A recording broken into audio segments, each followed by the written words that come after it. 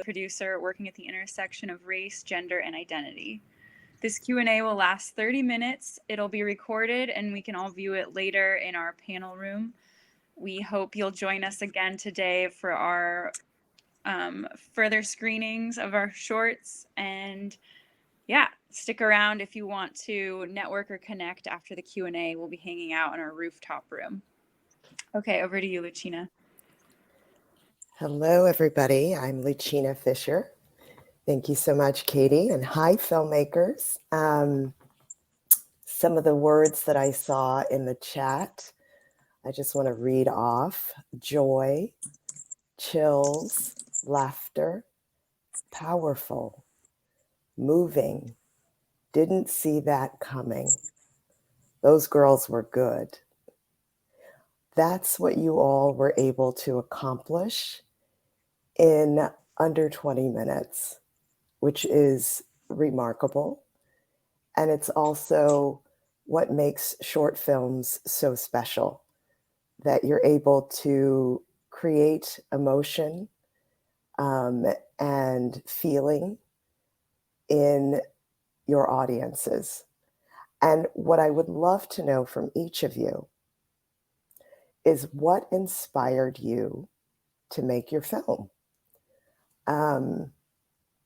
What was it that made you say, I have to do this? Because we know making a film is not easy. So you have to be driven by the story that you want to tell. Why don't we start with Faith? What inspired you to make your film, Faith? Hi, thank you so much. And yeah, I just want to say everyone's films were amazing. So I feel in really good company today. So thank you for having me. My film was inspired by the fact that I actually had a miscarriage when I was 21. But it was about 10 years later that my sister and my best friend both sadly miscarried babies in the same week. And the trauma and the grief that came flooding back from their experiences kind of made me realize how many people's lives that this kind of thing touches. And it made me feel compelled to tell a story that's not often talked about, and that's often something that is a bit of a taboo subject and can be difficult to open up about. And I found that through telling the story that so many people have said that they felt like they can start having these conversations now, which is something that we really wanted to sort of get people starting to have those conversations and to start look at something that's really tragic and painful, but that touches millions of people. So I felt like, although it was a big topic to tackle, and I felt a lot of responsibility that we did it right, and that we didn't over dramatize it, or that we didn't sort of take a very obscure perspective of it. I just felt like, you know, it felt like something really important that we needed to talk about. So yeah. Absolutely. I'm so glad that you opened that door to the conversation. Angie, your film was quite different, but also a film about motherhood. And tell me what inspired you to tell this story. Wow. I knew that I wanted to share just like a little snippet of something more subtle, I guess. I did this as a challenge, and our theme was power. And I wanted to show that you can have the power inside to choose what you want to, like how you even just want a simple day to unfold, you know? So I felt like a lot of moms, you know, my kids are 14, 13, and 8. And, you know, I live in a place where there's a lot of privilege, a lot of opportunity. There's everybody rushes to get their kids into all the different programs. And you know, if you are aware of it or not, there's kind of always this competition, even though the moms are usually very supportive. There's always this kind of this like striving to be the best, to, you know, oh, that mom down there, you know, she's always doing these activities. She's taking care of all these other kids. Like, and there's a lot of pressure. And I feel like you need to also just let yourself exist as a human, you know? So I just wanted to share that little story. I only had 7 minutes to do it also as part of this challenge. So originally I had, fantasy scenarios where she goes into the store and trashes it and, lots of other little things. But we whittled it down to the poop. And then the next thing that happens is real, where she just pushes through those men with her stroller. And the look on her face when she did that is my favorite moment in the whole thing. And the amount of people like moms, dads that have told me, oh, the amount of times I've pushed my stroller off the sidewalk like to make room for other people. It was I feel like everybody has that. And just a little snippet. I don't know. I don't know how to say. I also like just these little glimpses into life. And I think that's something from a female perspective is there's always something so heartwarming about it. And I just want to tell you guys that these movies that I just watched, these little films, like I'm so moved. I'm so happy that I got up to do this. I've been working overnights. So I'm sorry if I'm rambling. I don't Not even at know if I answered all. your question. You did. And, Okay, good. I every mom has fantasies of what she would do or say. We often bite our tongues, don't we? I Yes, think we yeah. do that as women in general, because sometimes it's just better to be diplomatic. Yeah, You yeah. pick your battles. Uh, Speaking of battles and deployed. Wow. There were so many things that I could relate to in each of your films.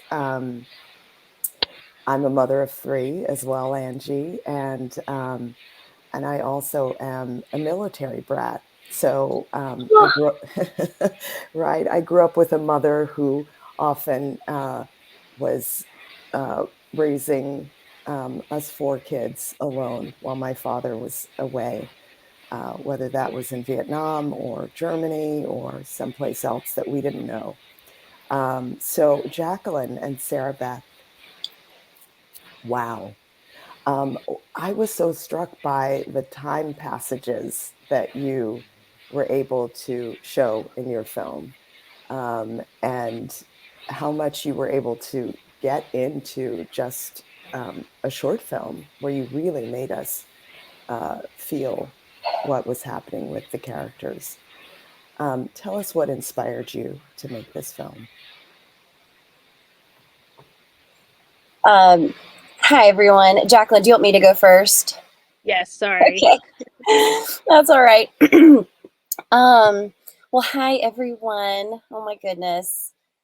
Each film was so powerful. We feel so honored to be included in this group. Um, so, the inspiration behind Deployed, so I'm a military spouse, and definitely parts of my story were integrated into the film. Like I had my husband's first deployment. He left on my due date, and she was born a few days after he left, and then met her when he got back, and then that was when he was in the Marines, and his second deployment was actually he got out of the Marines after he did his time there and went into the Army National Guard. And Army deployments are not as often but longer, like a year and a half. And his second deployment was a year and a half, and we had just had our second baby when he left. And it's just, this experience is not,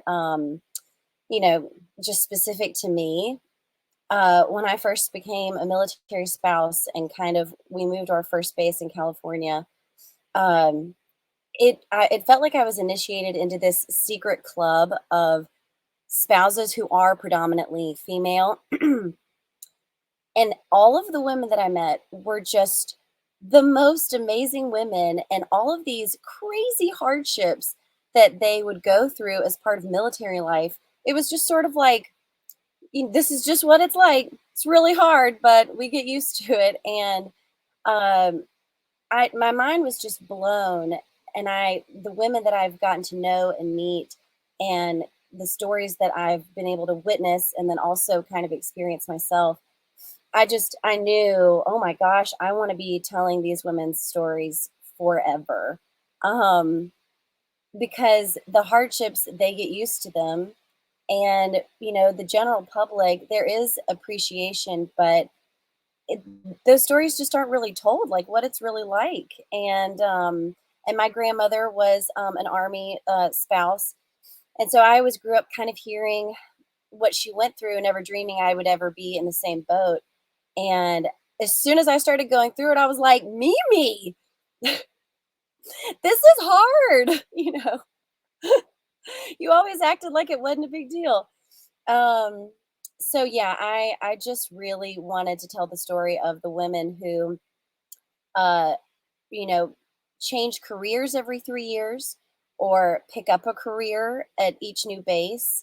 Um, it's that to me was one of the most interesting topics, and we only got to barely touch on it, but we did. It was important to me to integrate that into the story because that to me is one of the hardest parts of being a military spouse. Either you have to just be a new person and have a new career every time you move, or you piece it together, or a lot of women give up. And it's really, I hate that a lot of times women feel faced with choosing.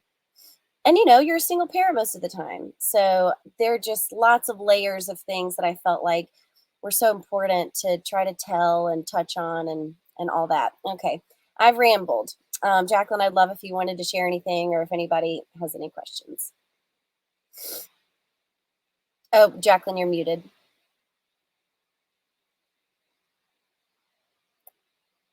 Top right, I think. Sorry, there were like all these pop-up things next to the mic. Well, this is Sarah Beth's story, and she had worked with a writer, Amy Berryman, on a script. And then she approached, and Amy is a close friend of hers, and then she approached me. And Sarah Beth and I have known each other since we were 3 or something.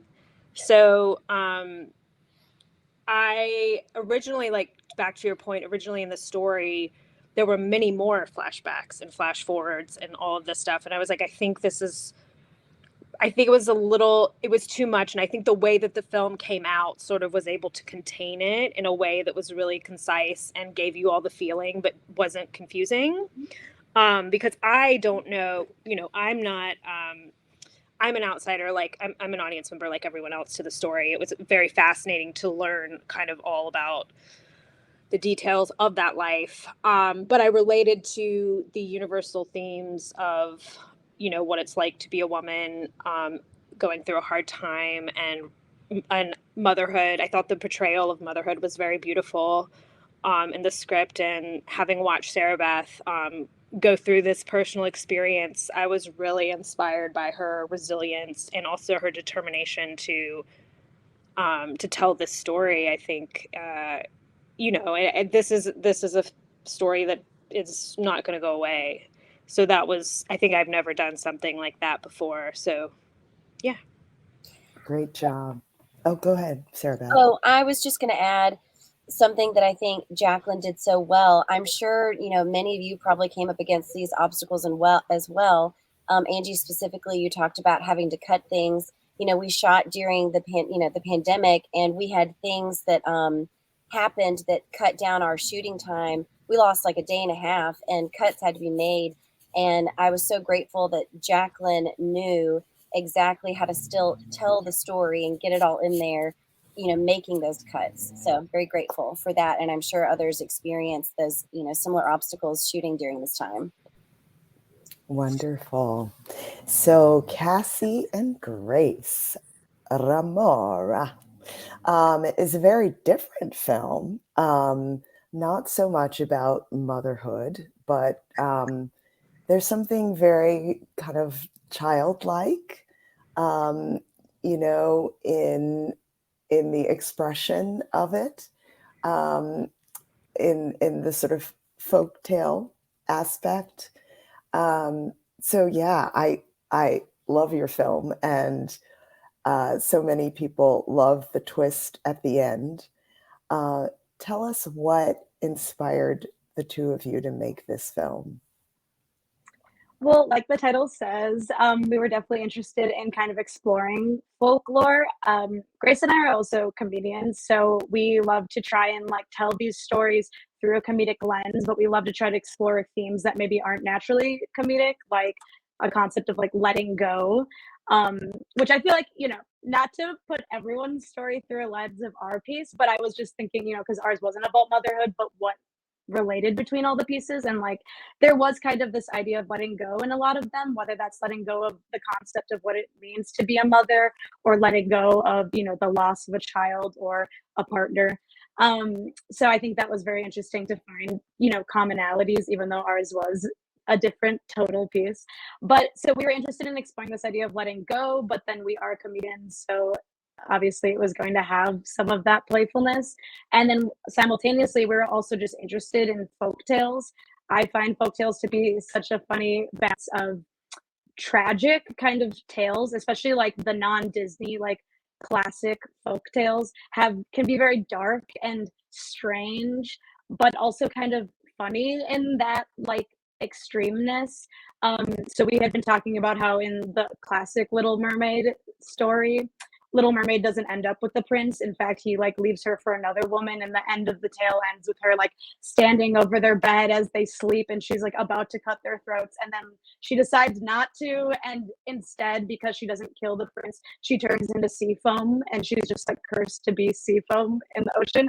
And I think that is so odd and so interesting. So we definitely took like some inspiration from that, but then also we're playing with the idea of like, if you had, a modern folktale, if a fairy godmother existed today, instead of being this like beautiful zhuzhed up character, what if she was like this weird grifter you meet on the beach, who like is kind of out to get your belongings, but maybe will like impart some wisdom. So I don't know, that's a lot of disparate thoughts, but those were kind of things we were like excited about when we sat down to make this. And Grace, I'm sorry, maybe I covered a lot, but what do you have anything to add there? Yeah, I kind of came up with this idea about a year ago, and I was spending a lot of time on a beach, which I was lucky to be there. And I felt that it's a very like reflective place and a mythical kind of place. And during the same time, because this was during sort of the height of the pandemic, and I had gone home and was staying more with my parents, I was listening to a lot of Prince, and I was really discovering Prince at the time.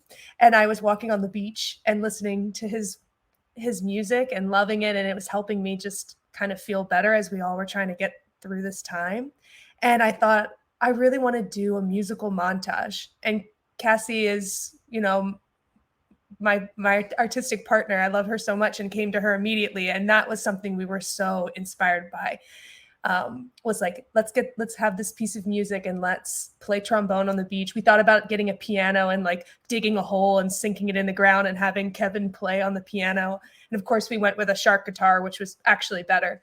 But yeah, just like fun, reflective, mythical moments on a beach. So natural, so beautiful.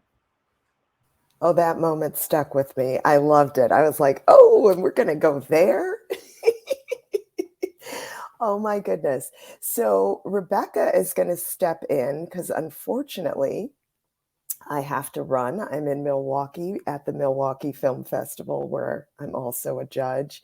But I do want to set the table here because you all mentioned, some of you mentioned the pandemic. Clearly, that's a huge obstacle to have to overcome to make your film.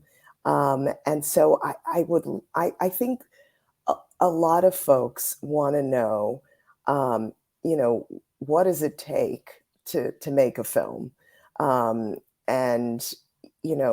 it's not easy for any person, let alone a femme who, we all know the parity is not quite there yet in the industry. If you're a mother as well, if you're a military spouse and sometimes a single mom, if you're just dealing with not having enough funds and an epidemic, a pandemic, a worldwide pandemic. So For each of you, and Rebecca's going to take over here, I think it'd be great to hear about what obstacles you had to overcome to make your film. And congratulations to all of you. Unfortunately, the director of the last film could not be with us, Vanessa Chauvin. I'm going to say her last name incorrectly, Dejean. But yes, for the rest of you, congratulations. And Rebecca, take it away. Yep. Thank you, Lashina. So I guess we'll just continue with Lashina's question, and we'll go in order. And then I have an additional question, and then we'll take it from the audience. So Faith, why don't you answer about filming during pandemic and how that was? Hi. Well, we didn't actually film during the pandemic. It's actually only just been a year since we basically first wrote the script. I wanted to move things very quickly with this project, so we started it just coming out the back of it. The biggest issue that we had, sort of pandemic-wise, was more to do with finances and sort of getting it funded, because obviously a lot of places took a lot of hits, and we decided to crowdfund the project. And it was something that was really important to me, that we paid the majority of people that were on the project. I've done so many unpaid stuff as an actress and as a producer for other people, that I just felt really passionate about wanting to be able to sort of give something back in a time where everyone had been struck so much financially. So my actual co-producer is in the audience somewhere, Lee's down there. So she came on board and we sort of crowdfunded together. And that was like one of the biggest steps that we sort of had to get through to get it done. And then when we shot it itself, there was still some sort of little issues with COVID, although it wasn't major. But we basically just hired a house. We had all the crew and the cast come and stay in the house. And I just locked them off from leaving. I was like, nobody's allowed to leave. I'm not getting COVID coming or going. And we just created this bubble for the majority of the filming. We did one extra day a month later, which was the park scenes. But the majority of it was shot like that. So it was very controlled. And I just was trying to mitigate as many sort of variances that could go wrong as possible. So I was sort of cutting out. So we did have quite a small team that were on board for the filming, and obviously it's a very small cast as well. But that meant that we could sort of swerve the problems before they sort of came. So we're really fortunate in that. So yeah. That's great. Angie? Hi. Sorry. Tired. Oh, do you want me to ask the question again? I'm sorry. No. I'm there. I'm good. Okay. Where I live in Ottawa, we do a lot of. There's a really tight, small community of film crew here. We're just north of Toronto, so all of the productions that Toronto can't handle come out to Ottawa and Thunder Bay and Sudbury and all the other cities in Ontario. So we are kind of a factory for, Hallmark Christmas movies and things like that. So we had we couldn't stop. There's tons of production happening right now. It's crazy. So we have very strict COVID protocols on our sets, and the rate of infection in Ontario in the film industry was under 0.07%, I think, is a thing, with very strict vaccines and testing, PCR testing, everybody wearing the right protective gear and everything. So the crew that helped me make Megan's Day, we all work together. So these are my film friends that, when I said, hey, I'm going to do this, and I wasn't expecting anyone to work for free, but that was another obstacle that I did have to face, having 3 kids and trying to manage life.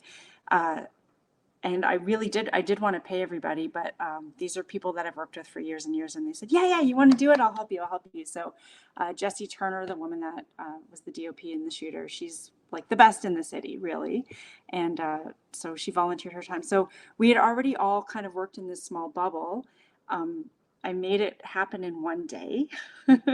That's why everything was outside except for the store scene, which we did early in the morning before the store opened, because that was the other thing. And they were happy to let us use their store. I live in a small town just outside of Ottawa, and they were like, "Oh, be in a movie, okay."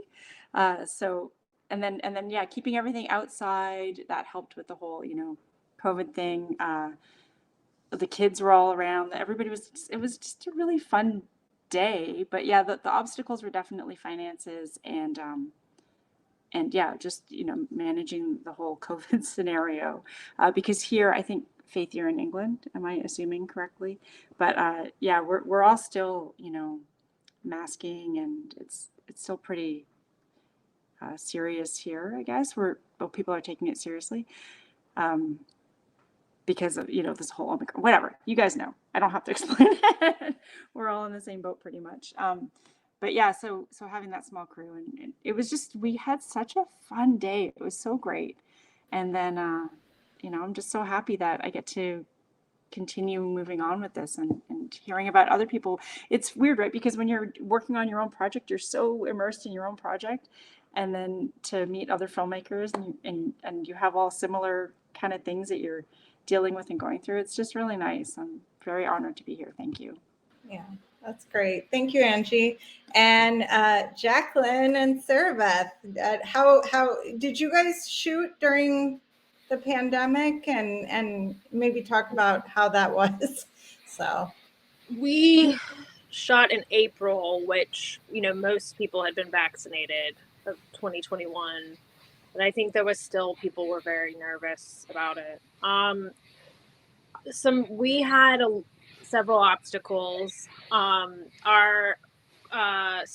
The crew member that drove the equipment, because we shot in the middle of nowhere in Mississippi, and the closest, I guess, place to rent equipment from was New Orleans, had caught COVID somehow on his travel. So basically, none of us were exposed to it, but the camera equipment was. So we had the DP, clean, sanitize all of the equipment for a day. So we lost a day there. And then the second day, our sound recordist had some sort of family emergency and left. So we lost another half a day. We didn't know if he was going to come back.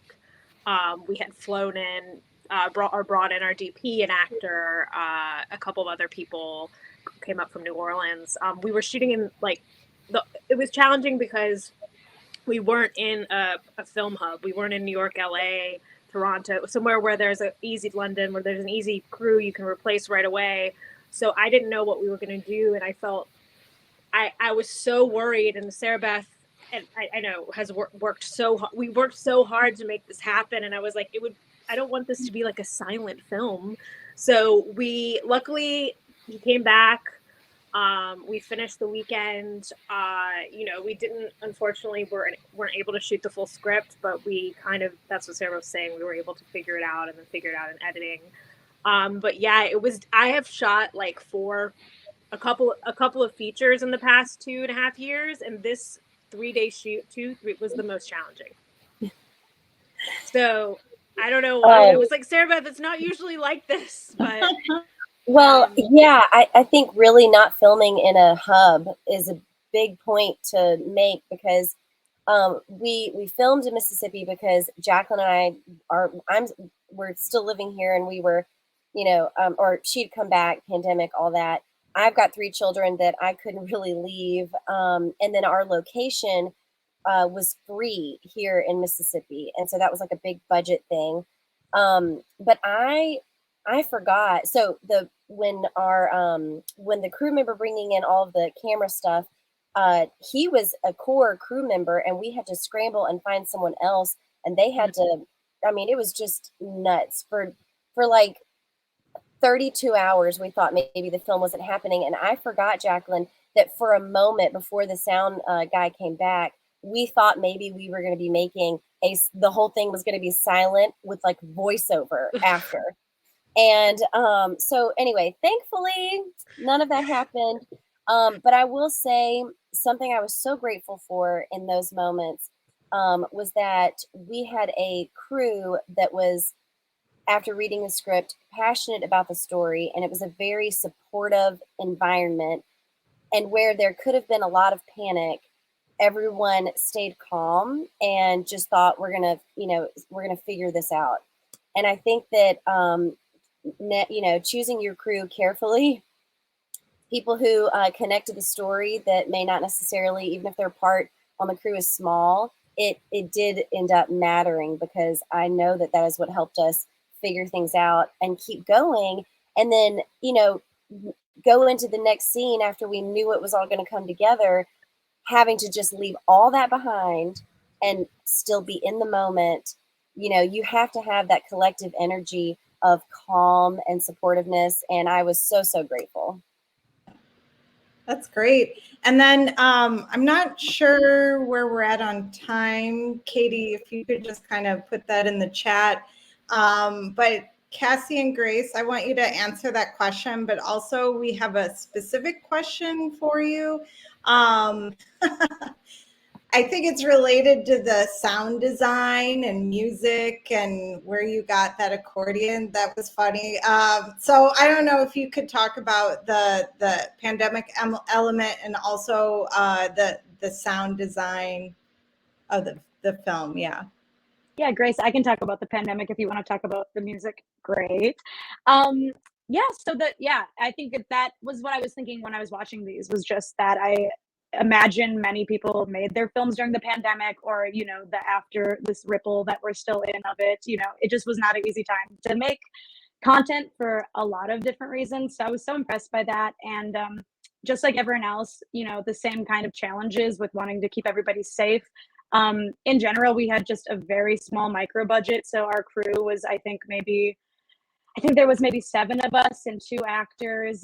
And we chose the beach for financial reasons, because it's an accessible, or like a financially accessible location.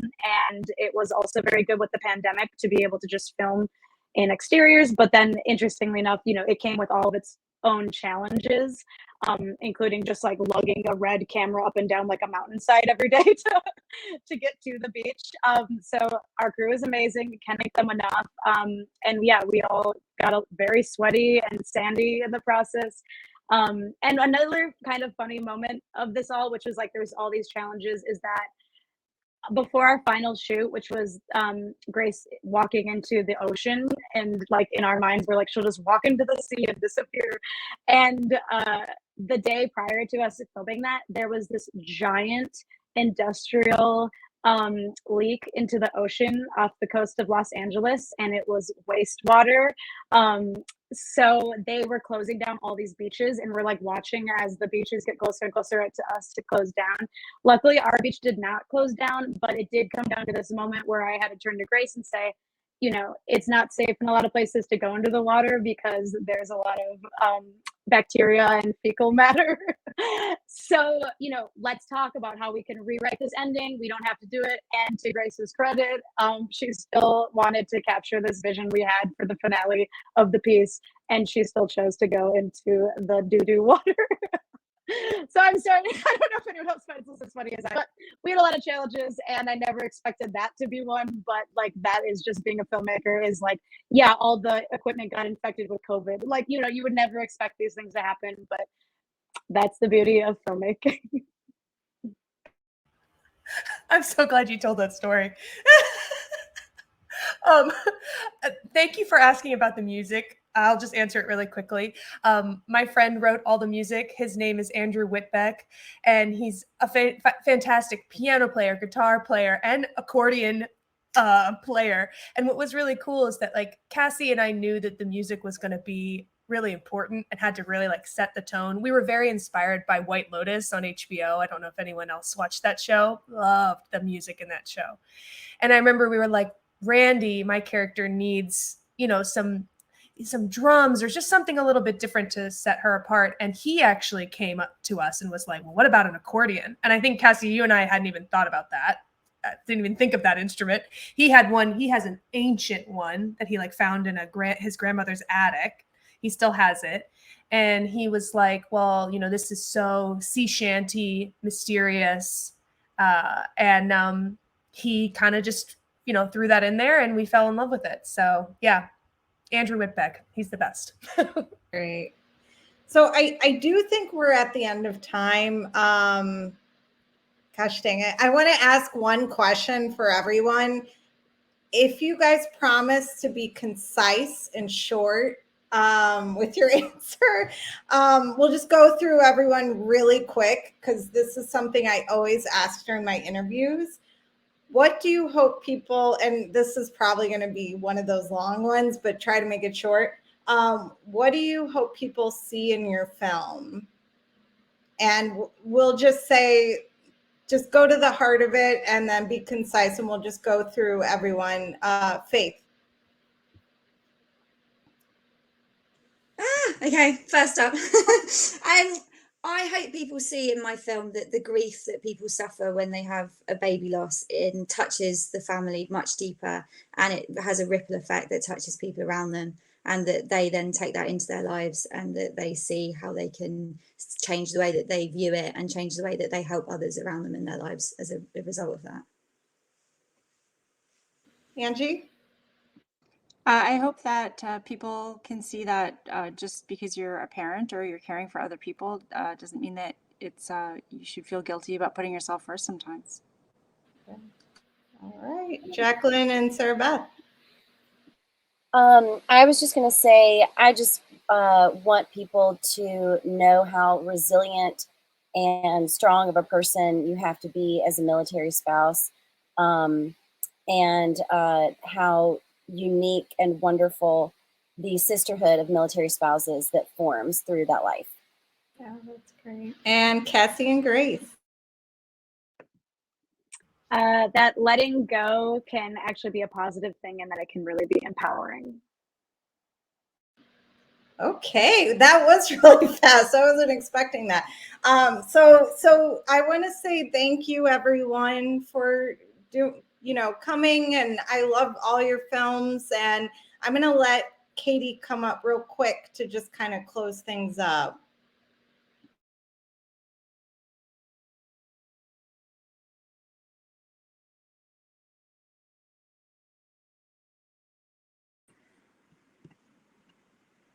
I didn't mean to boot you off. Sorry about that. Yeah, thank you all for joining us. Next up, we have our Helena Hutchins tribute event that starts at 12 p.m. Pacific time, and that will be in our in the room. You should see it to the left on your little map icon. We also have a second screening of this short block tomorrow.